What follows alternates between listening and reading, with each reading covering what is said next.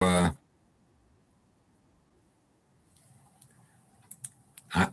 will try in the future. I'll try to find some other beautiful melodies that I think evoke a certain soulfulness. I want to introduce the second part with a couple of observations and comments, and then get into the text itself. And I'll refer back to some things that we dealt with last week. So the first thing I wanted to mention was an article that I sometimes include in the packet, but is not included. It appeared in the New York Times a few years ago. I tell you exactly when, if I can see the date here, October 13, 2018.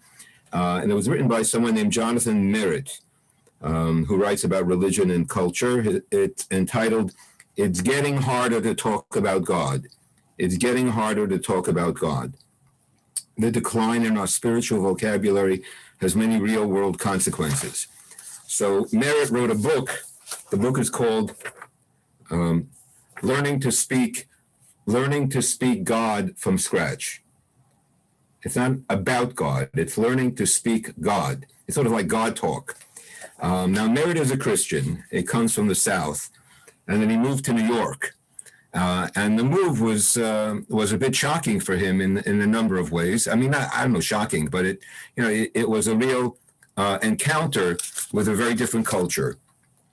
And one of the things he had to adjust to was this language, the change in language that he noticed.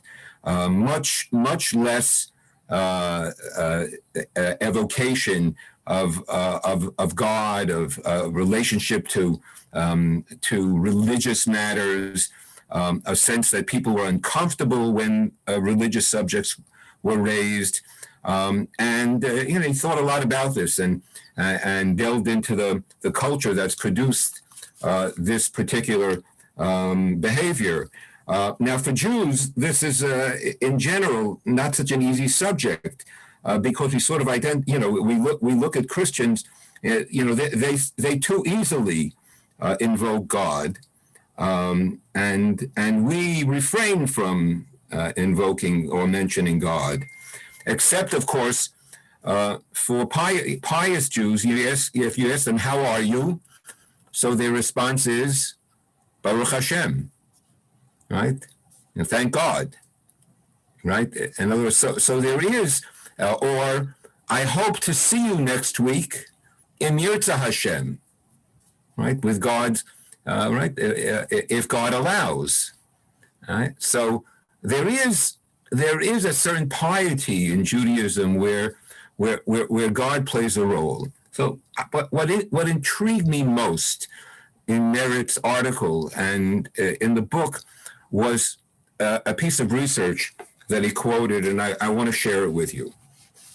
And this is sort of a way of introducing our whole subject from a perspective that's particularly, that is very dear to me. Okay, so he writes as follows. So not only is there a decline in God talk that's measurable, and he has all sorts of data for that, he writes as follows. A deeper look reveals that the decline in sacred speech is not a recent trend, though we are only now becoming fully aware of it. By searching the Google Ngram corpus, of which I don't know what that is, but anyway, a collection of millions of books, newspapers, web pages, and speeches published between 1500 and 2008, we can now determine the frequency of word usage over the centuries. This data shows that most religious and spiritual words have been declining in the English-speaking world since the early 20th century, ancient times. One might expect a meaty theological term like salvation to fade, but basic moral and religious words are also falling out of use. This is the most revealing. A study in the Journal of Positive Psychology analyzed 50 terms associated with moral virtue. Language about the virtues Christians call the fruit of the Spirit, words like love, patience, gentleness, and faithfulness, have become much rarer. Humility words like modesty fell by 52%. Compassion words like kindness dropped by 56%. Gratitude words like thankfulness declined by 49%.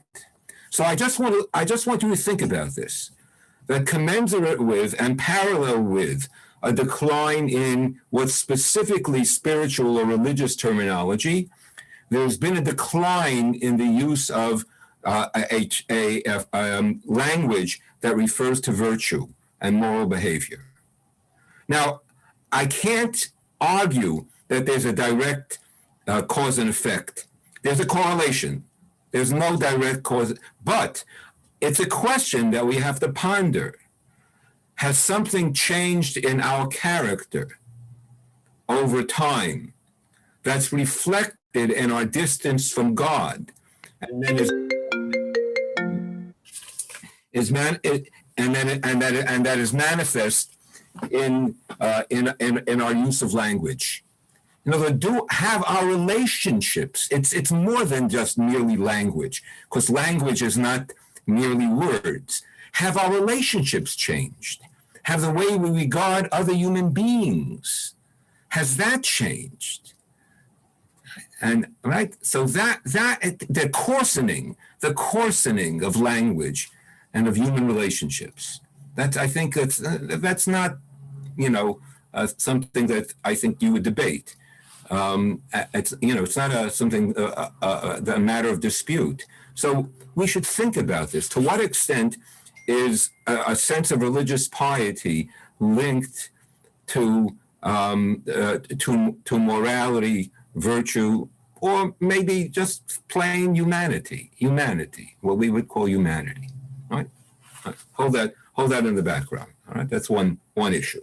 Now, second point I wanted to make was, last week I asserted that the reason, or among the reasons for the decline of God and religion in Jewish life, and I listed a number of reasons, but among them was our what I called obsession with materialism and our commitment to nationalism.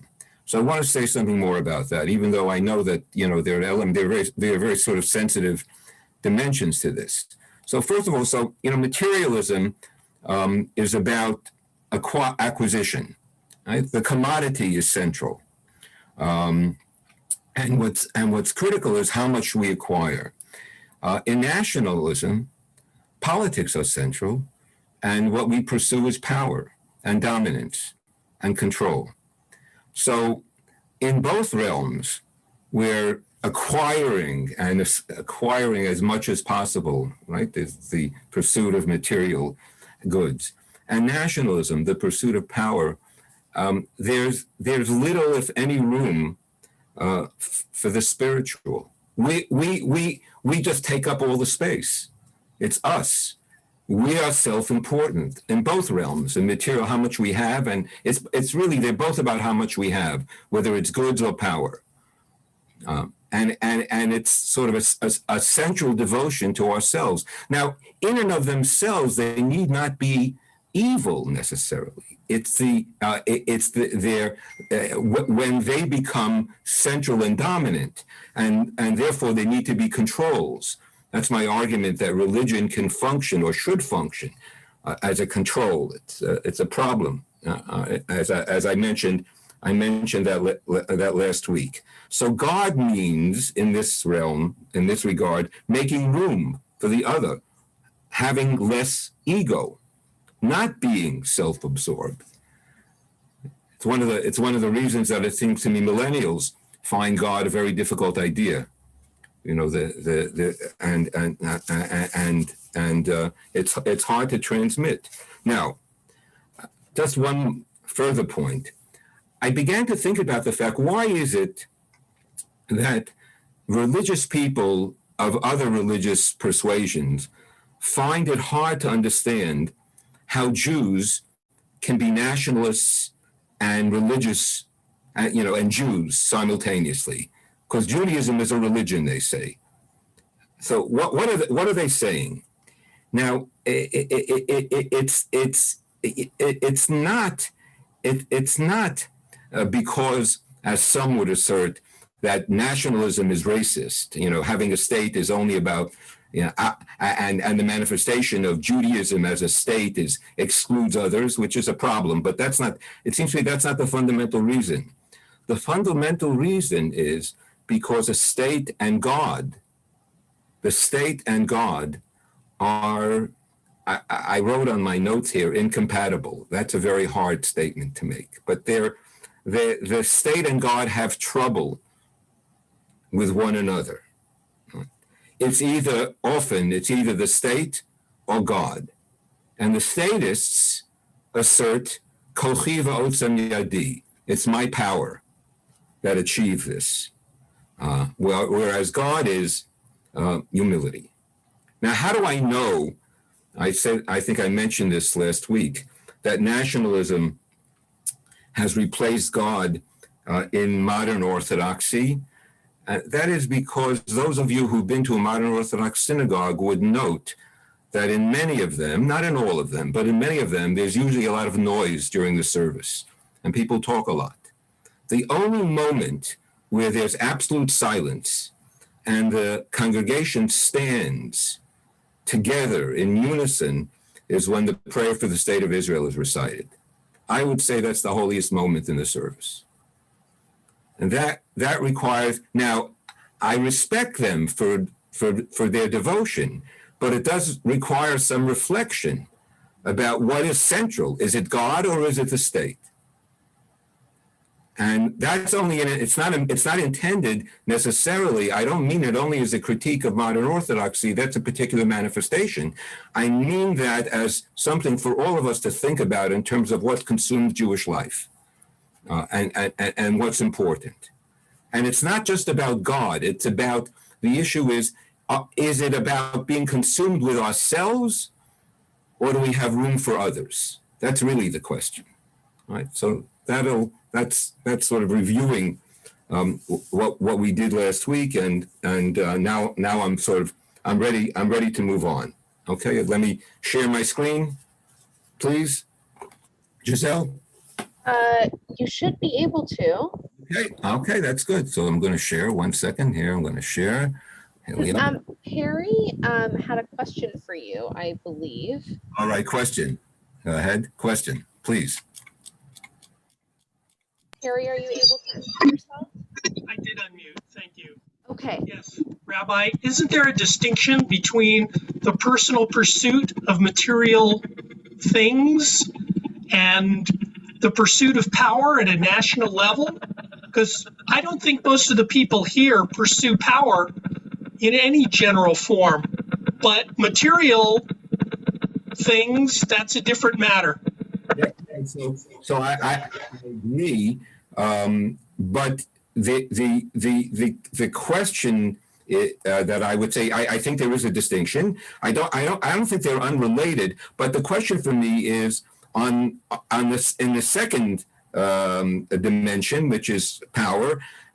How important is our worship of the state as central to our Judaism?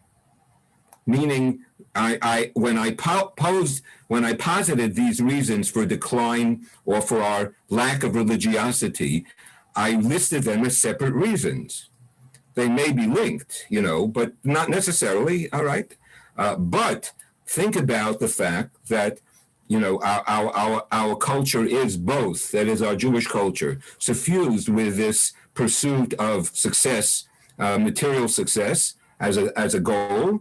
And also overwhelmed by the commitment and the sort of centrality of what I would call statism as a value, even though we're not really that conscious and we don't talk about it. The point that I'm making, again, I want to be careful. I'm not against the significance of the state. I'm arguing that there has to be a control on it so that it is not the dominant factor in Jewish life.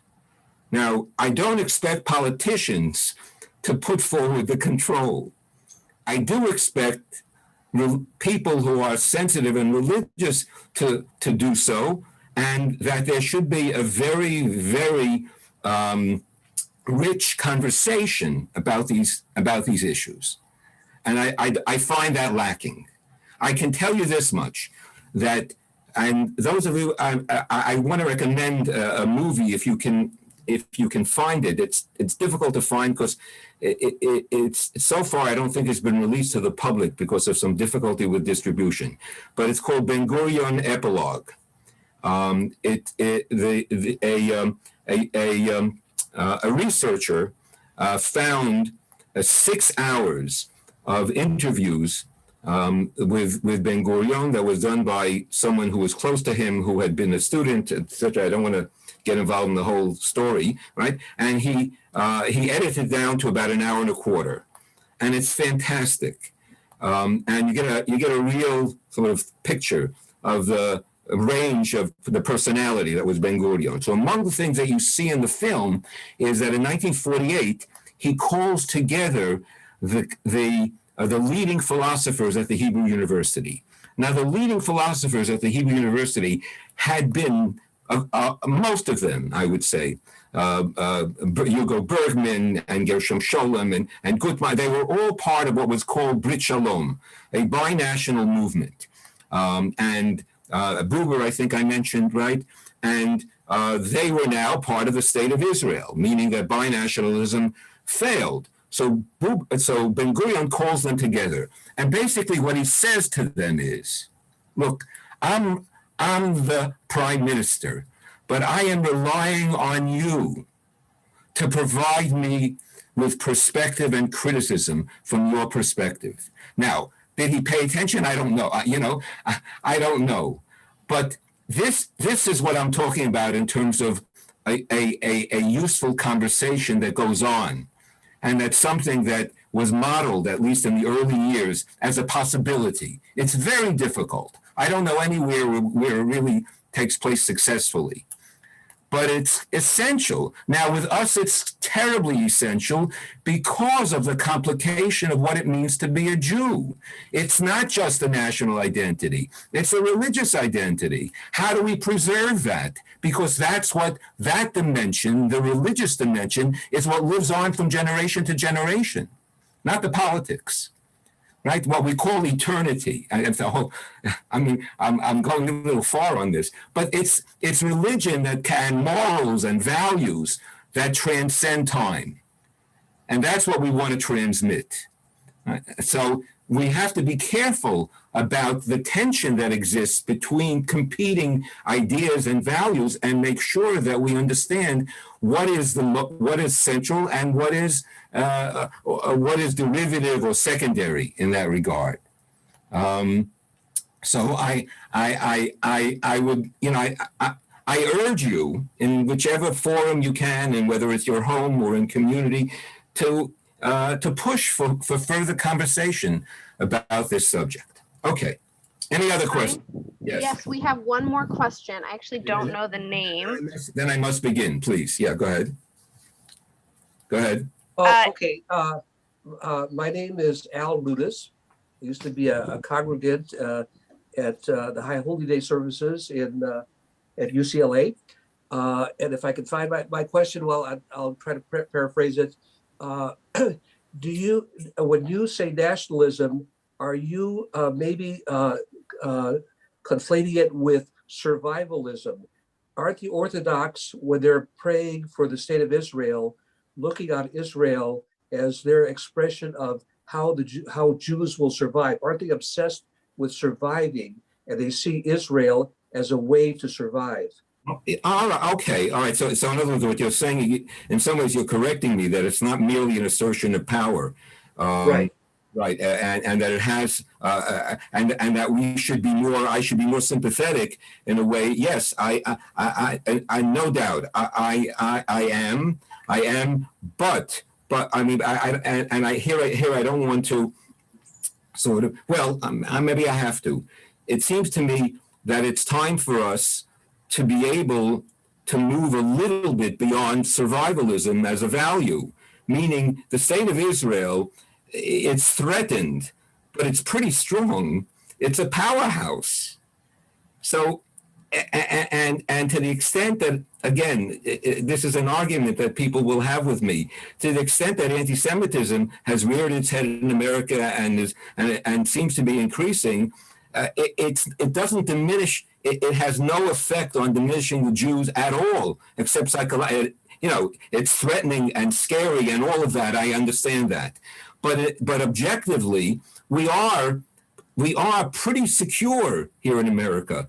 With our organizations, and we're vigilant, and we're fighting, and it's not us. The government is together with us. That never happened in Jewish history. Remember, the government were always the ones who were promoting anti-Semitism. That's not happening here. Right? And so when someone talks to me about survivalism, I understand it. It's deeply embedded in our psyche.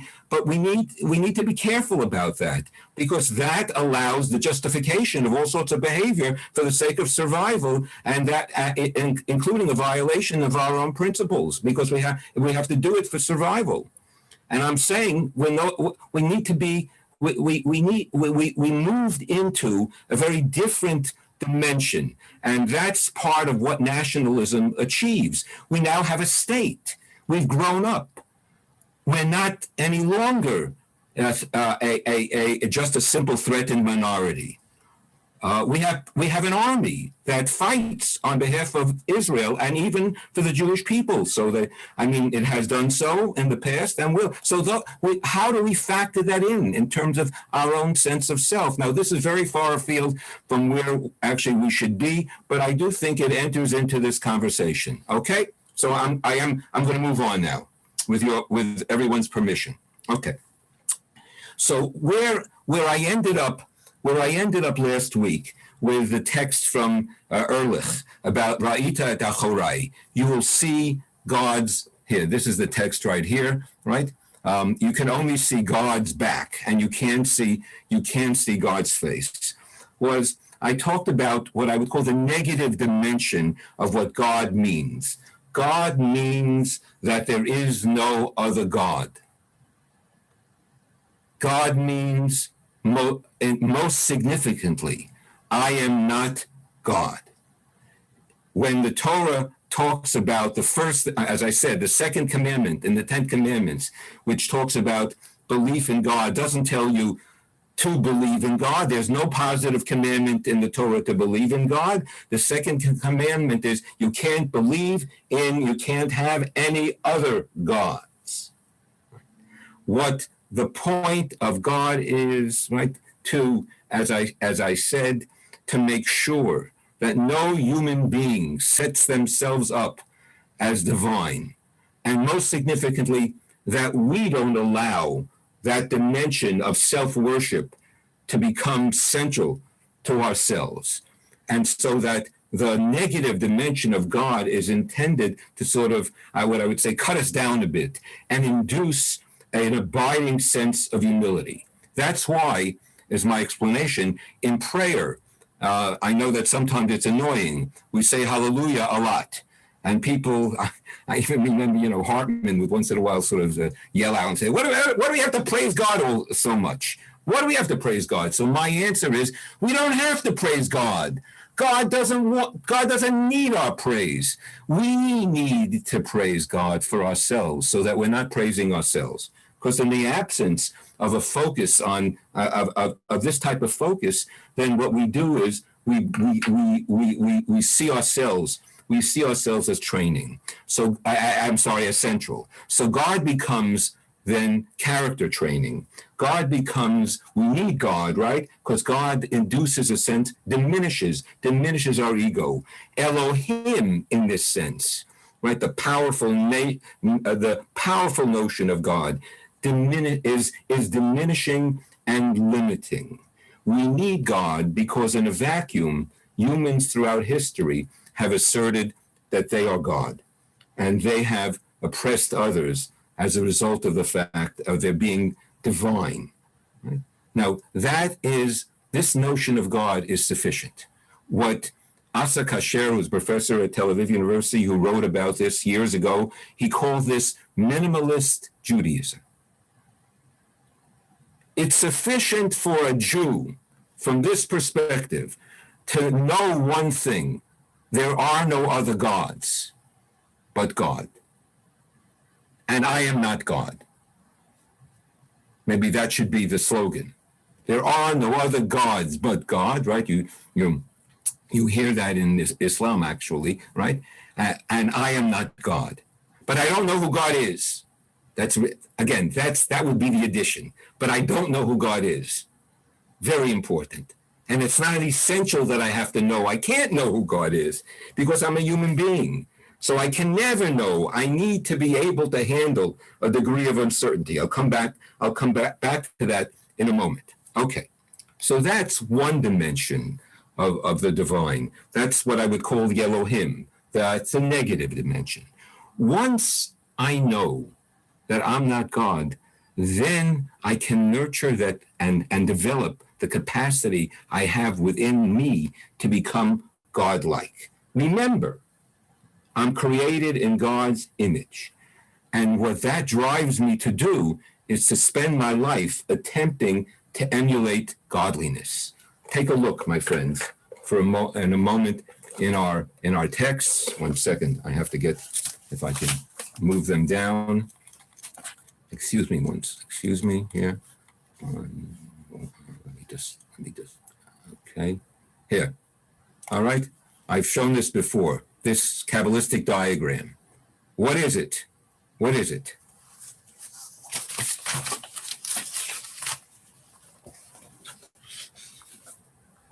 Anyone? You can unmute yourself. What is it? Cecile? It's the vertical Yud Hey Vav K. It's the divine name, the form of the name, Yud Hey Vav Hey. Okay, but what else is it? It's our body. It's our body. It's a divine name as it's imposed on, superimposed on the human sort of structure, the head, the shoulders, the spine, the legs, right? So in other words, this recognizes that inherent in every one of us is a divine spirit, the divine itself. I'm going to come back to that later on. But what I want to emphasize in this regard is that we possess the potential to manifest God in the world. And that has to become sort of our divine, our religious mission. Let me explain what I mean by that. So, and I'll do so by explaining the nature of prayer. Those of you who engage in daily prayer know that the daily Amidah, the daily standing prayer, consists of 13 petitions, 19 blessings altogether, 3 at the beginning, 3 at the end, 3 of sort of introductory, 3 at the end of thanks and finality, a prayer for peace, and then 13 petitions where we ask for things. Now, this generates enormous problems for thoughtful people. What do we want God to do? Do we expect God to heal us? Do we expect God to give us? We pray for parnassah.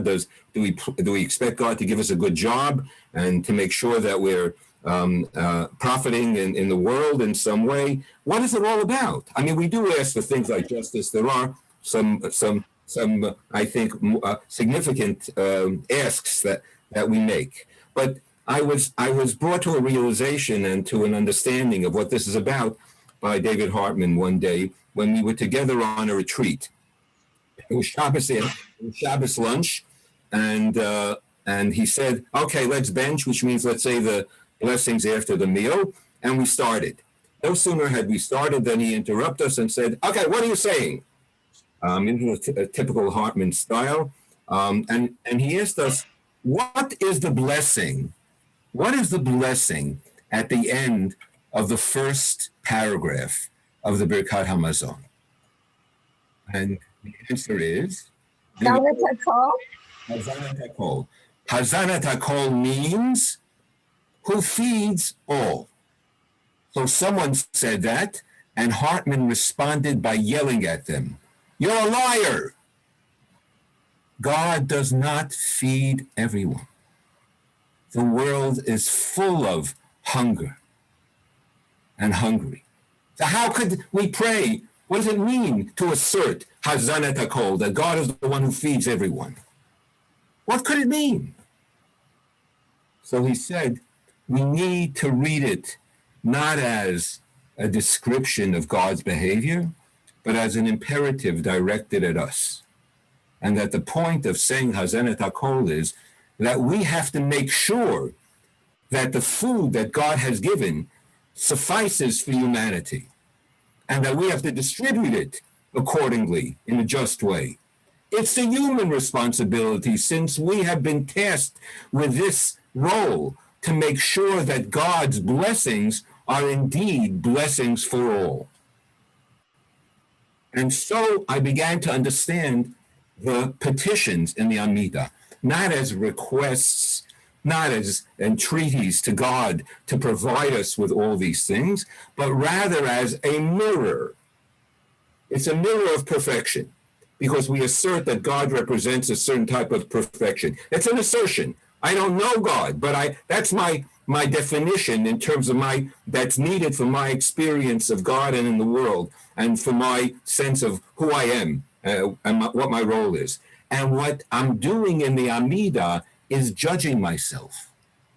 In fact, that's very consistent with the notion of lehit palel. Palol has a root. It reflects judgment. So the reflexive, hit palel, to judge oneself. So prayer involves standing before God. That means standing before our sense of the perfect and asking ourselves, how do we measure up in the dimension of providing food for humanity? How do we measure up in terms of forgiveness? How do we measure up in terms of making sure that there's health and that the epidemic is dealt with in a just way? How do we measure up in the pursuit of justice? In fact, it's overloading us with an agenda too much. I always tell people, focus on one blessing. I mean, I can't see it. In some ways, it's mind-shattering when you think about what the goal of prayer is. The goal of prayer is to push you to action. You should not leave prayer the same person you were when you entered prayer. Because of your experience, you understand that you have a responsibility. And your responsibility is as an agent who represents God. So there are two dimensions to the divine in this scheme that I have presented to you. There's the limiting factor, Elohim, right? Where we are diminished. And once we have a sense of our limitation, we can expand ourselves in terms of our godliness. Once we empty ourselves of self-importance, we can then begin to assume responsibility for with a sense that that's how we are godly in the world. So God becomes a prod to personal transformation and to the pursuit of virtue. Elohim is the God of limitation, while Yud-Heh Vav-Heh, right, we'll get to, right, the God of being, right, is the God of aspiration. That's right, we'll see in a moment, the God of not yet. The idea of God just thus diminishes us, Elohim, and elevates us, Yud-Heh Vav-Heh.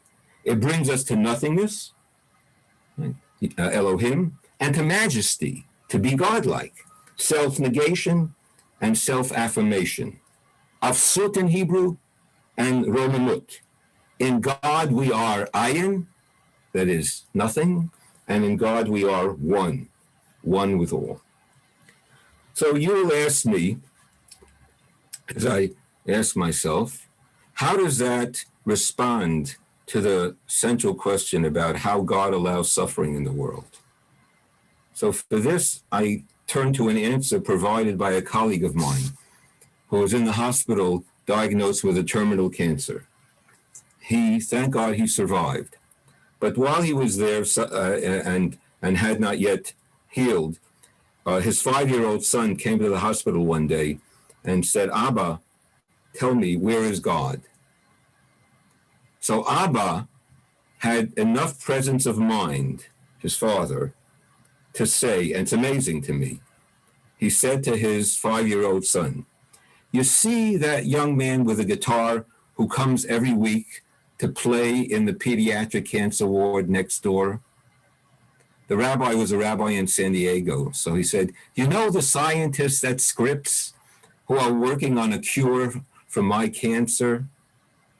You know all the members of the congregation who come to the house daily or weekly to help with the cooking and to help with your homework. And he went on and on and on, and he said, that's where God is present. Wow. He understood this message. In our world, with the absence of the intervention of God in history that we recognize, or with that we actually that we understand based on our scientific worldview, then there aren't any supernatural miracles, at least from our perspective. In fact, just as an aside, I would say we've learned to live without miracles. We understand that miracles are not really all that they're, imagined to be. In fact, when there were miracles, their effect lasted momentarily, because no sooner did they experience a miracle than they went ahead and they violated something else or did something else that was evil, and then they were waiting for another miracle. Because that's what happens. You get dependent upon God to save you, like a child who always depends upon a parent to bail them out. So the Bible raised us to a point where we could take responsibility and recognize that we need to bring God into the world. And that it's not God who comes to save, but we have to come and represent that. We become God's representative, and we manifest God through our godly behavior. It is our responsibility to bring and to represent God in the world. It's extremely empowering. Any questions? Then I want to get to the text. Any questions on this? You understand that dynamic that I presented, the two dimensions of the divine. One as a controlling feature, limiting, and the other as an aspiration. Yud He Vav He, becoming.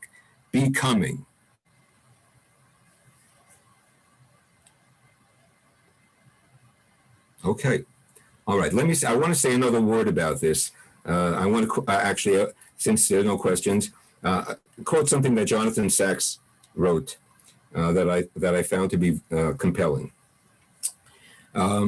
He commented on a midrash. The midrash says as follows: that Moses at the burning bush doesn't look, because it says Ki yarei mehabit el ha'elohim. He's fearful of looking at God, because he knows, and he's taught later on, Lo yirani hadam v'chai. No one can see God and continue to live, because he ceases to be a human being when you perceive fully the divine. Then you're not a human any longer, because no human can perceive the divine. All right. So the midrash continues by saying that as a reward for the fact that he feared to look at God, God defends him when his sister and brother accuse him. Among the defenses that God presents to them is Utunat Adonai Yabit. He looks at the image of God. So Sachs asks, what's going on in this midrash? How can the reward for the fear of looking at God, which is the end of being, be that he can look at God? That seems to be, a contradiction. So Sachs says, take a look at the names of God. Moses feared looking at Elohim. The gift he was given was to see the image of Yud He Vav He. What's the difference? The difference is that this is sort of a sort of social analysis. Elohim represents nature, right? That's what we've talked about. It's fixed. It's fixed. It's the power. And that's why it's limiting. We're not the power. And from the Elohim perspective, it's what certain religious people tell us all the time. We don't know why this happened. God knows. It's an attempt, and really I think sometimes an obscene attempt by some religious people to explain tragedy. Oh, your son, a young person died. We can't explain why God did this. So why do you open your mouth? Maybe silence. No, silence is better. So Moses didn't want to know God's explanations for why things happen in the world, if there is such a thing as an ultimate explanation. And that's why his reward was to be opened up to possibilities. Because Yud Hey Vav Hey is opens us up to the possibilities of what we can do, because it's not fixed, and we can repair, and we can gain time. We can improve. We can change the reality even a little bit for the better, and not allow. Moses didn't allow his hands to be tied by a theological or social outlook that said you're a human being. You can't do anything, to count in God's world. It's fixed in some way. We shouldn't try. Instead, he said, I don't want to know that. I want to know that I have to do my utmost. That's his embrace of agency. That's why he was a leader. That's what he was trying to teach. Okay, so now let's look at a text. I have a text here that opens us up to this idea of agency. It's this Ma'or Vashemesh, written by columnist Kalman Epstein. He was the rabbi of Krakow. His book, Ma'or Vashemesh, Illumination and the Sun, is a classic, a Hasidic classic. He's a student of the Jose of Lublin, of two of the students of the Baal Shem Tov. So he's at least a third generation Hasidic master. And I came upon this comment some years ago, and it's really, I consider it to be a critical teaching. So he writes as follows, and I'm not going to be able to read the whole thing. I mean, I'll just, we'll see how much we do. Okay. Moses said to God, what is God's name? What shall I say to them? So this is at the encounter at the bush. And God said to Moses, tell the people of Israel, right? I will be that I will be. By the way, very important how we translate this, because in many Bibles, is translated as I am that I am. And that reflects a certain fixedness to the divine. Whereas the Hebrew suggests an active verb of becoming. I will become what I will become. Or as I translated it just before, I am not yet. I'm still in process, God says. Let's jump ahead and understand. Since God is dependent upon us to manifest godliness in the world, God can't be complete, ever. Because as long as humans are here, we're elaborating and enhancing and expressing different dimensions of divinity that we are uncovering in our own behavior. I am yet becoming. All right, that's how we translate it. Anyway, so the Ma'or Vashemesh isn't there yet. And he says, what does this mean? And God said further to Moses, thus shalt you speak, the Lord, your God of your ancestors, the God of Abraham, the God of Isaac, the God of Jacob, has sent me to you. This shall be my name for etc. One must consider Moshe's intention when he said, the Israelites will ask God's name. For if we say that Israel won't have faith in his mission and therefore will ask for God's name, if so, even if Moshe declares, yes, sent me, they still might not believe him and will claim that it is all a fabrication. Tell me something. If Moses came to you and you were slaves and you said, who's this God who's telling us to revolt against the Egyptians? In fact, the question is a deeper one. We know a little history, say the Israelites. No slaves have ever revolted successfully in history. What are you asking us to do? Why should we do it? So Moses said, well, God sent me. So the people say, okay, who's that God? Oh, yeah. The people stone him. What are you talking about, yeah? That's not a name. That's a verb. It's a process. That's not God. We don't know such a God. In fact, that's exactly what Pharaoh said. Moses and Aaron come to Pharaoh. Pharaoh says, I checked in my books. I have tomes, with all the lists of the ancient gods. And I looked in the book. Now, Yud-Heh-Vav-Heh doesn't appear in the book anywhere. Right? Because Yud-Heh-Vav-Heh can't appear in the book because it can't be objectified in that regard. Pharaoh doesn't get it yet, obviously. Right? So if Moses says, hey, you sent me, they still might not believe him, obviously. And if he says that it's the God of the ancestors who sent him, how will this claim be confirmed for them when he speaks to us? I mean, what's the proof? Also, his saying, the God of Abraham, the God of Isaac. This is a classic Hasidic question. Why did he repeat God 3 times when it would have been sufficient had he said the God of Abraham, Isaac, and Jacob? Okay? So then he begins with a little bit with some theology. I recommend that you read it because he presents how, nature itself and awareness of nature can give people a sense of the divine, or should give people a sense of the divine. In some ways, what he's reflecting here is Maimonides. It's interesting, by the way, to read a Hasidic master who is fully conversant with Kabbalah and with mysticism and the Zohar, who's also quoting Maimonides, because this was not necessarily conflicting realms. I want you to understand that. In fact, I see that as a task before us, how to combine those dimensions. I would say the following. If you're looking for political guidance from the religious tradition, don't go to the mystics, because they're essentialists and they're actually, in some ways, quite racist in the way in which they present what Judaism is all about. But if you're looking for there you go to the Rambam. But if you're looking for spirituality and for some inner understanding, there you need the Hasidim, and in addition to Maimonides. In some ways, he's not sufficient, and as we saw in the Sholem paradigm that I presented you. All right, so that's what's presented here. So let's continue here from this paragraph. Therefore, there are numerous names for God, for each and every individual, according to his holy devotion and his intellectual grasp, will call God by a particular name. So this is his assertion. The reason, let me read further because you'll get it. Regarding Abraham, the aspect of his devotion being expressed through the attribute of love and grace. And in order to recognize God's greatness, Abraham referred to God as Hagadol, the great one. Isaac, the aspect of his devotion being expressed through awe and fear, referred to God as Hagibor, the mighty one. Jacob, through the aspect of his devotion, referred to God as Hanorah, the awesome one.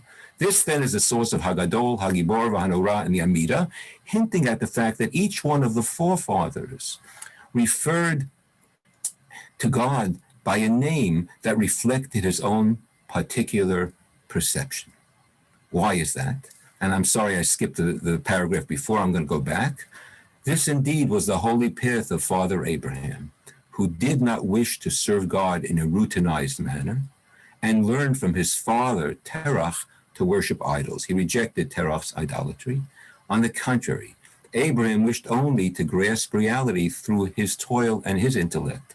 Initially, he thought that the sun, etc., but when he saw the sun setting, he realized there's something beyond. He speculated thus until, out of the depth of his wisdom, he grasped the existence of God, and that God is the leader and creator.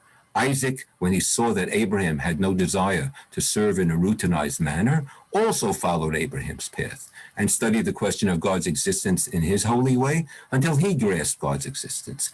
So too Jacob had no desire to simply learn from his fathers to do as they did without grasping reality through his own intellect. So that Ma'or Shemesh proposes a revolutionary understanding of how to arrive at a religious, at some religious belief and religious commitment. What you need to do is you need to hear and learn what the past generations, what the tradition has to say, but you have to be careful not to be limited by that tradition so that what you're doing becomes just routine. I follow exactly what I was told. Precisely not. Do not follow exactly what you were told. What is the dimension of your own individual being that reflects the spiritual essence that you have come to? That's what you need to nurture as a distinctive feature of your godliness. And that's an aspect of God that is particular to you. And that's exactly the model of Abraham, Isaac, and Jacob. Each one of them saw what their parent did, and they did not just follow what their parent did. They added what they came to as their manner of exposure to the divine. Therefore, we understand that's why the answer to Moses was God of Abraham, God of Isaac, God of Jacob, because each one of them had their own individual relationship to God that was particular to their being, even though they inherited a tradition from their parent. In other words, the Ma'or Hashemish, I call it a revolution, because he doesn't want children to merely copy their parents. He doesn't want students to merely repeat what their teachers tell them. What's in the lesson that is individualized, that's yours, that's distinctive, that you've come to on your own? How have you, how should we say it? How have you digested the teaching in such a way that you've emerged with your own distinctive manner of looking at it? So Moses was taught that the nature of God is something that brings about a sense of distinctiveness, the distinctiveness of the patriarchs, Hagadol, Hagibor, Vahanora. Following this, God adds, in this manner, we can explain that Moshe told God that when the Israelites will ask for God's name, that is, how to refer to God according to their aspect, so that they will be able to serve God through the aspect of that name. This being the significance of what is God's name, God answered that the meaning of Eheyeh is that I will be referred to by each and every person according to their particular aspect of service.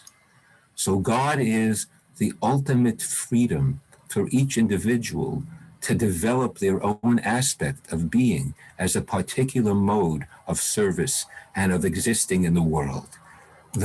God is the dimension that frees everyone to sort of realize the individualism of their soul.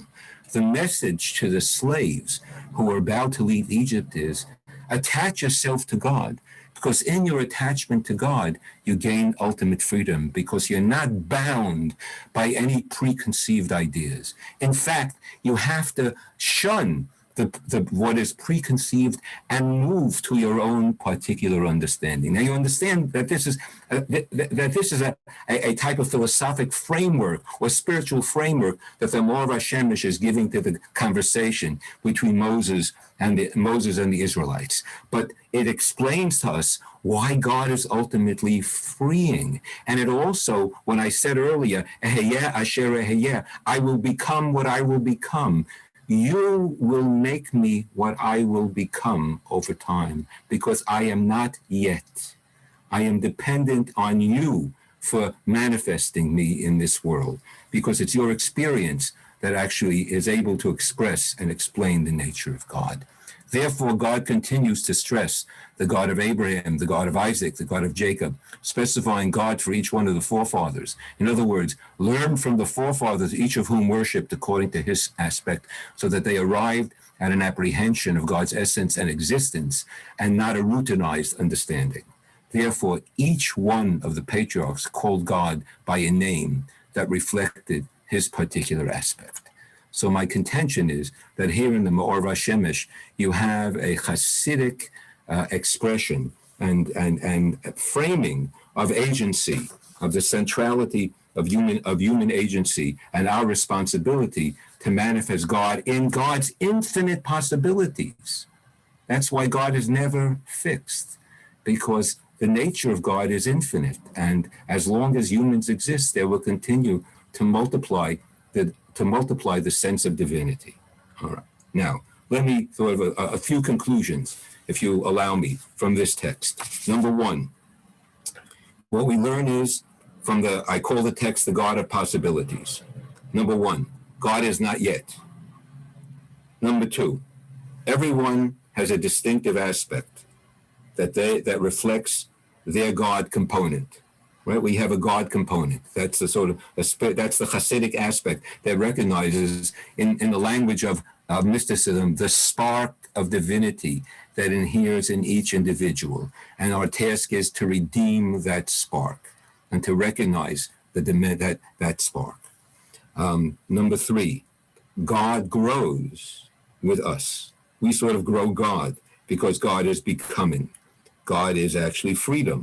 Growth is possible in relation to God. Just the opposite of what people think, that God is confining. On the contrary, being bound to God is a way of saying I'm not bound. That's the first aspect of God. I'm not bound to any other human being. It's ultimately freeing. The iconoclasm of Judaism doesn't allow any other thing to rule over us. Whatever that thing is, whether it's money, whether it's power, whether it's a king, whether it's a president, nobody can be our ultimate ruler. Right?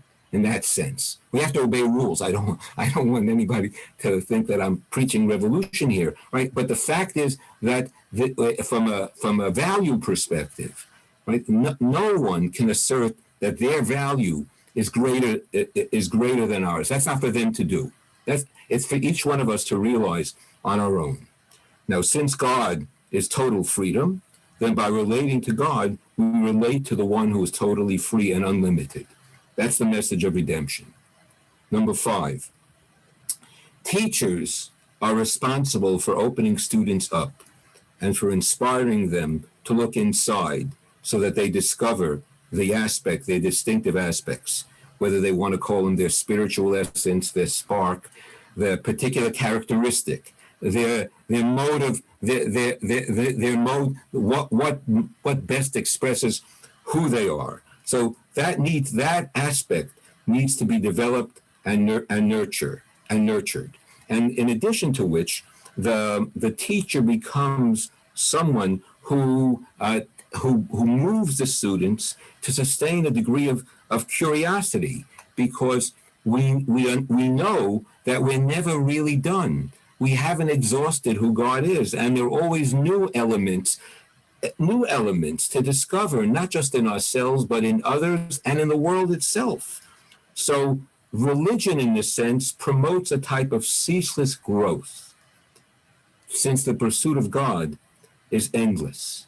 You never know for sure because you're not there. You never attain certainty, which I talked about last week. You only see God's back. Right? And the most important teaching of this, it seems to me, to students, is in fact to accept uncertainty. Right? That's the key to change in human behavior. Nothing is fixed. Nothing is fated in that regard. We have a chance. That's what Yud Hey Vav Hey means. That's what Moses realized. That's what we're pursuing in life, not to be locked in by what seem to be circumstances, but to break out. The redemption from Egypt was an example of breaking out. Before that, no one imagined that it was possible. That's what the story is about. The certainty of its impossibility and the degree, the next, number 6, of devotion to Pharaoh, right? That's idolatry. Because in Egypt, there was only one person, as I said last week, who knew for sure who God was. That was Pharaoh, and he was God. And therefore, he lorded it over everybody and took it upon himself to abuse his power in pursuit of his being the Lord. What we need to do is to push against this idea that any one is the perfect one and the perfect leader. We've heard that language before. In a world of great contingency, it is vital that we teach young people to deal with contingent reality and history, rather than with the fantasies, the utopian fantasies of messianism, and present them with the promises of eternity that are offered by certain religious movements. I think it's the reality. That's a weakness of Judaism. We can't promise people a rose garden, and therefore we are not as successful. We maybe someone will correct me and tell me, well, Chaim, your way of presenting things undermines the capacity to promote a Jewish worldview, because that's what people long to hear from religion. People attach themselves to religion because religion promises them eternal life. and it seems to me that the dominant mode of Judaism doesn't do that. There is eternity in Judaism for sure, but we don't promote it as a surety. We talk about, as I said, contingency of the real life and what we need to do here in this world, and I think we're very proud of that because it drives us to want to change the world. Think about that as a dimension of our character and of our personality. Number 7, our different God ideas are complementary. In other words, if it's true that we have to encourage people to develop their aspect their particular aspect as a dimension of God, and God is the sum total of all the infinite aspects of God that are in the world now and that will be in the world and have been, right?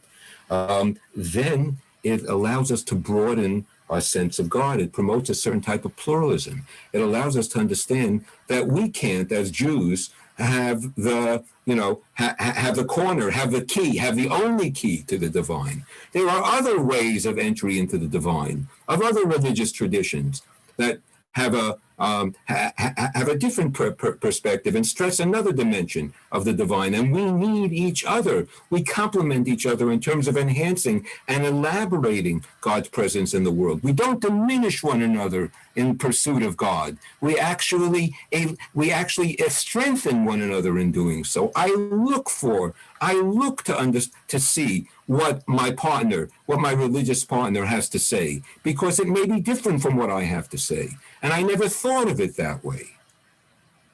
I can tell you just an experience. I remember the first time I studied New Testament when I started to work in Hillel at Ohio State many years ago, and we read a passage. I studied with my Christian minister on campus, and we read a passage about baptism. And I read it and I reread it, and I said, I've never understood the ritual of mikvah fully until I read the passage on baptism. Now, mikvah is not baptism, but baptism can inform our understanding of mikvah, and mikvah being the ritual bath.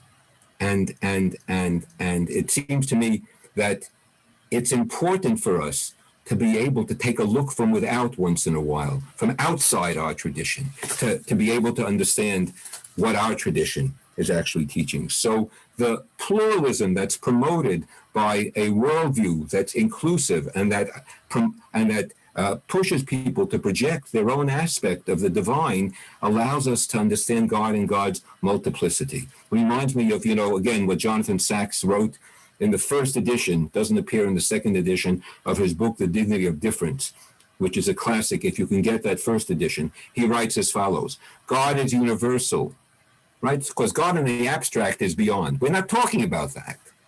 Religions are particular, because that's how we experience God in the world, through religion. We don't experience God, the one that is beyond, whatever that is. We don't know that. We only know God as we experience God, and it's manifested through us. And he says religions are particular. God spoke to Jews through Judaism, to Christians through Christianity, and to Muslims through Islam. Halavai, that people of all religions would be able to embrace that understanding that they actually add to one another and enhance one another. And finally, the final point in this, and we'll see something about this a little bit in conclusion, when we come to the conclusion, we make God. Indeed, we bring all the aspects of God, or our task is to bring all the aspects of God to bear. Right? And that generates the notion of God. So God did us the favor of bringing us into the world, and then our responsibility is to return the favor by bringing God into the world. And you need to ask yourself every day, how is my behavior bringing God into the world? Because I was created in God's image, and that's my responsibility. Now, I would take some questions, but maybe if we have time at the end, I'll do so. But I want to show you that this notion, this Hasidic notion, is deeply embedded in the tradition. I'm not going to quote all the sources, but for instance, let's see this one on the bottom because it's pretty explicit. It's a verse from Isaiah. The verse says, "Therefore you are my witnesses, saith the Lord, and I am God." The pasuk is, "Va'atem edai me'um Hashem, va'ani el." You are my witnesses, so speaks God, and I am God. So the Midrash says as follows, and this is a pretty early Midrash. When you are my witnesses, I am God. But when you are not my witnesses, I am not God, if one may say such a thing. Right? Do you hear that? In other words, this is not Chaim speaking. This is not modern theology. This is not Hasidism speaking. This is rabbinic teaching. In other words, what I always tell people is, you think that the God idea is fixed, that God is this old man in the sky sitting and reading through the books of judgment. Well, put on your glasses and take a look and also read some aspects of the tradition and see over time how the rabbis raised questions about the classical God idea and had their own evolving notion, and how the philosophers in the Middle Ages did so, and the mystics, and in every age there was more and more wisdom and questions and challenging. And as I said earlier, we each understood God from our own particular perspective, given the learning that informed us. But already in rabbinic times, there was this awareness that we are God's agents and that we manifest God through our witnessing. This is not Christianity. We witness in our behavior in the world, and that's how God becomes a presence for others. So, think about this. In some ways, all this God language is doing us the favor of pushing us to be active moral beings, so that God, the generation of God, the generation of the God idea, right, is about somehow compelling humans to develop their humanity, and so I think that's central. That's why, by the way, I titled this teaching, God, what did I call it? God, Union, Freedom, and the Healing of the World, or something of that sort. Because I see that our notion of God provides us with sort of a political framework. Because in order to be successful in the social and political realm, I would say that the program suggested by our God idea is an effective way of approaching the world. Number one, if you want to be an effective leader, then develop some sense of humility. I mean, not in an arrogant way, obviously, but sort of learn how to manifest that, or train yourself in some way, or maybe it's natural to you. That's what religious piety is. It's, as I said, it's training in a sense of humility. So make sure that that's a part of of your being. Understand when you have to step back. Tzimtzum, contraction. Understand when you have to make room. That's what God is, making room for others, right? So at first, as a leader, the good leader knows how to make room, knows how to delegate, knows how to involve people in a process. It's not overbearing and overpowering. And once you do so, right, or commensurate with that, what you do is you understand that I'm involved in this leadership because I have an obligation. And that obligation is what we call repairing the world. But repairing the world is really a translation of manifesting godliness in the world. So the notion of divinity is our political, social, moral program for how we proceed in the world as Jews. Illustrated here in the Talmud. Let me give you another, we have a little bit of time. So I like this teaching very much. So this teaching draws on the Song of the Sea. The reason I like this teaching so much is because there's no more explicit place in the Torah that reflects God's intervention, God's supernatural intervention in history than the splitting of the sea, right? The splitting of the sea is the great example in the Bible of something impossible that God achieved. and the miraculous nature of God. Okay, so what's interesting is the commentary. In the Song of the Sea, Moses declares, Ze Eli va'anvehu. This is my God, and I praise him. And I praise him. Now, the word anvehu is a unique word. It appears only, it's a hapex, I think it appears only here. And the Midrash then can go to town, the Talmud, explaining what anvehu is. So I'm going to read only the second opinion in anvehu, right? The first one is quite a popular one, but the last line in the Hebrew. Abba Shaul Omer ve'anvehu havei domel lo. Mahu chanun v'rachum afata chanun v'rachum. Abba Shaul says the word va'anvehu implies anvehu. Think, just even if you don't read Hebrew, hear it. Anvehu, ani v'hu. I and he, I and God. Ani v'hu. And the Midrash Abba Shaul says, be like God. Just as God is gracious and compassionate, you should also be gracious and compassionate. So what's happening? The very text that exemplifies God's intervention in history and the supernatural sense of the divine is turned around by Abba Shaul to be a proof text for the fact that we are responsible for manifesting godliness in the world.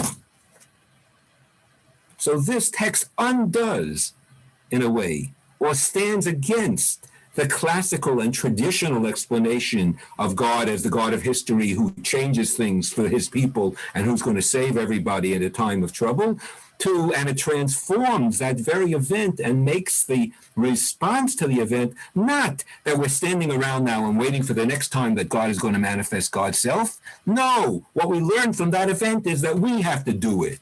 We can't split the sea, but we can do other things. We can be compassionate in the world.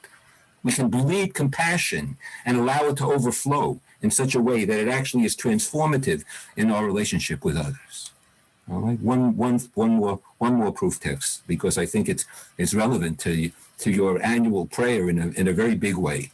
And the Lord passed by before him, is Moses, and proclaimed the 13 attributes. Everybody here who's on the call knows that on Rosh Hashanah and Yom Kippur we chant Adonai, Adonai, Rachum v'chanun, Erech Apayim, v'rav chesed v'yemet, and we recite it again and again and again. Now, why do we recite it again and again and again? What does it mean? Oh God, you are compassionate and patient. I mean, what does it mean? Why are we chanting it? Why are we saying it so many times? So the Gemara says as follows, God presented this to Moses when Moses was in the cleft of the rock. God passed by. And Rabbi Yochanan said, were it not written in the text, it would be impossible for us to say such a thing. This verse teaches us that the Holy One, blessed be he, drew his robe around him like the reader of a congregation. Meaning, what's the robe? Tallis. God put a tallis around him, wrapped himself in a tallis like the Chazan, and showed Moses the order of prayer. Right? He showed him, this is how you should pray. That's what the text says. God taught Moses how to pray. Meaning, he said to Moses, whenever Israel sin, let them carry out this service before me, and I will forgive them. So, how do you read this text? It sounds like a piece of magic. Since we are sinners, God gave Moses the formula for forgiveness. All you need to do is come to shul on Yom Kippur, which a lot of people do, right? And just chant, and again and again and again, and then automatically you're forgiven. Except that that's not exactly what the text says. The text says in Hebrew, Kol zman sheYisrael chotin, as long as Israel sins, Ya'asu lefanai kaseder hazeh. They shall do before me this order. What does that mean? It means that we recite the 13 attributes of compassion and moral virtue in order to be able to impress upon ourselves our obligation to develop these characteristics in the world. We do so on Yom Kippur again and again and again, because bereft of our ego on Yom Kippur, because we are fasting and we have sort of emptied ourselves out, we become vessels that can somehow embody the mission in its fullness, that we are somehow driven by a godly sense that we have to change the world. And therefore, when we blow the shofar of liberation on the close of Yom Kippur, we're able to break out into the world and carry with us the Yud Gimel Midot, the 13 attributes that have become part of our being, because we've said them again and again and again. And we know that's the task before us. How can we manifest those attributes in the world? Do you do that on Yom Kippur? I mean, I don't know. Do we do it on Yom Kippur? Is that what we come to shul with? I mean, it's to me, it's amazing. It's such a guide to who we are, what prayer is about, how it pushes us inside ourselves to learn and to develop to develop our character, in the process. All right, I'm a little exhausted. But as you might imagine, I'm not done. All right. So I just have a couple of things that I want to share with you. First of all, I think I should. This poem by Rabbi Kook is a wonderful poem, and it gives you a sense of a human being pursuing the oneness of the divine. And I want you to understand that the relationship to God is not exhausted in social justice, that there's a very, very profound spiritual dimension that shouldn't be ignored. Read the poem. You'll have a sense of the sense of the human being pursuing oneness in the world. Now that I'd like to translate that in our session as pursuing a oneness in order to heal the world, and that we come into the world having been born into the world with a consciousness that we emerge out of one, and then we become many. That's how the world was created, and that somehow, as we live through our lives, we're collecting elements of creation in order to once again regenerate the oneness that was. That's our goal. So if you see the healing of the world and the actual improvements and betterment that we bring to other human beings, in these terms, you understand that by doing so, we're actually making people more aware that they are interconnected, and that they share with one another, and that we have responsibility for one another, and that we're not alone. Like a writer of an 18th century work who was actually raised in a Hasidic home, and he wrote a huge chapter on loving your neighbor, and he said openly, we are all part of one organism. I'm completely amazed, and that an 18th century Hasidic thinker could actually articulate this idea that all of us are interconnected, and that we have to love our neighbor because loving our neighbor is loving an aspect of part of us, and it's all part of God. I think this is what Rav Kook is talking about. But Rabbi Kook, who was the first chief rabbi of Palestine, as a mystic, understands that the mystical unity is momentary, that we live life in a fragmented fashion, and that we can somehow, from time to time, attain sort of a moment of inwardness that's beyond all. But then immediately we sort of fall back into the reality of who we are, and our being overcomes us. So read it. I want to suggest it to you because I think that it's an inspirational reading. But what I do want to bring to you in conclusion is a midrash that excuse me for a second, because I'm going to stop the share, and then I'm going to share again. Wait do I hear once again? I'm going to share again, and I'm going to find here. By the way, this is the article by Merritt in the New York Times. I guess you could look it up. It's getting harder to talk about God. It's a few pages, and it's a summary of what he writes in his book. And then the final text is, hold on, is this? Oh, no, missed it. Yeah, here it is. Okay, so bear with me. All right, listen, this is a fantastic text. It blows us away. All right, listen to what he says. Said Rabbi Acha, in the hour that the Holy One came to create the human, he ruled, that is God, with the ministering angels. He said to them, let us make a human in our image. They said to God, this one, what good is he, right? I mean, this human being, come on, we're angels. We're God's partners, or we're God's assistants. Well, this human being. God said, his human wisdom is greater than yours. God brought before them beast and animal and bird. He said to the angels, this one, what is his name? And the angels didn't know. He made the animals pass before Adam. He said to Adam, this one, what is his name? Adam said, this is an ox, in Hebrew, shor, and this is a donkey, chamor, and this is a horse, sus, and this is a camel, gamal. And you, he said, God said, what is your name? God asked Adam. Adam said to God, right, it would be, and Adam said to him, it would be right, that is yafeh, to be called Adam, since I was created from the ground, Adamah. So Adam names himself. Okay, that's interesting in its own right. But beyond that, and God said to Adam, what is my name? Because God in God's self has no name. God can't have a name because the name is limiting. So God says, humans, I am your God, but how do you relate to me? Because you can't know me in my essential being. So you can only know me as a manifest through you, right? So the Midrash is honest.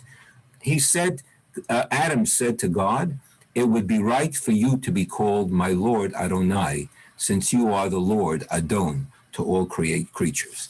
And the line that unfortunately was not translated, Amar Rabbi Acha, Rabbi Acha continued and I think concluded, Ani Hashem, I am God, Hu Shmi, it is my name, Hu Shmi Shekarali Adam Harishon. It is my name that Adam named me, that Adam called me, that Adam assigned to me. So the Midrash says what we moderns say. We created God. But the Midrash doesn't say that in a derogatory way to try to diminish the significance of God in the world, but to enhance the significance of God by enhancing and by elaborating and by what's the word I'm looking for? By adding to the sense of human responsibility. Because we have this grand responsibility to manifest God in the world, we are naming God in our presence and in our behavior. Right? And therefore, that's the reason, in fact, that there is this prohibition against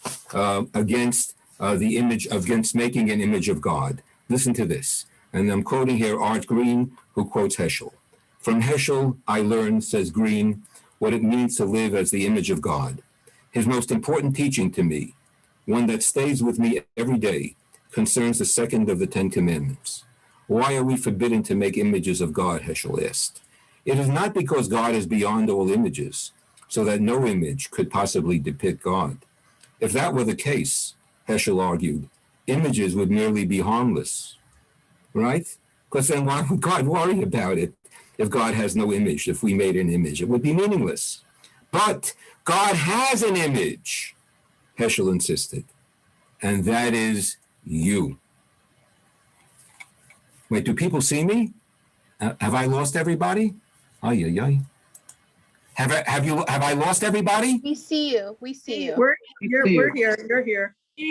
Because I'm not seeing anybody. Okay, let's say that. All right, but I can close the text. All right, so Heschel says, God has an image, and that is you. You may not make the image of God because you are the image of God. The only medium in which you can make God's image is the medium of your entire life. And that is precisely what we are commanded to do. Everything you do, everything you say, each moment and the way you use it are all part of the way you build God's image. To take anything less than a full living human being, like a canvas or a piece of marble, and call it the image of God would be to diminish God, to lessen God's image. So too, all of you, all of us, let us strive to become active images of God, to bring God to life in this world, and in that way to bring about some love and some peace in our world for its betterment, its continuation, and for a sense of mission that we have to continue to strive to be living images of God. Ken Yehi Ratzon. Thank you very much. Ken Yehi Ratzon. Thank you, Rabbi Chaim. Thank you. Thank you. Thank you. Thank you. Thanks, Chaim. Thank you. Thumbs up. Amen. Amen. Thank you. Good to see Thank you. you. To be continued. We'll continue our learning in the fall. I hope. Okay. Have a good summer. How you doing, Alan? How you feeling, Alan? How you feeling? Good. All right. Blessings to you. Improving. Excellent. All right. You too. Have a good summer. John, I got your message. I'm sorry that I wasn't able to participate. And I do remember who you are very well, so don't worry. Okay. Good night, Chaim. Thank you. It's Fred. Good night, Fred. Shalom, Fred. All right. Take care. Shalom, Fred. You too. Regards to. Thank you. I'm going to see David in a couple of weeks, hopefully. I'm going. Oh, you're going to Israel? I'm going to Israel. I think so. Hope to go later in the summer. Okay. All right. Take care. You All too. right. Bye-bye. Thank you, Rabbi Chaim. Thank you, Giselle. Bye. Giselle, thank you for facilitating this, for giving us our musical soul. Okay. Take My care. honor, true honor. Shalom, shalom. Bye-bye. Shalom, shalom.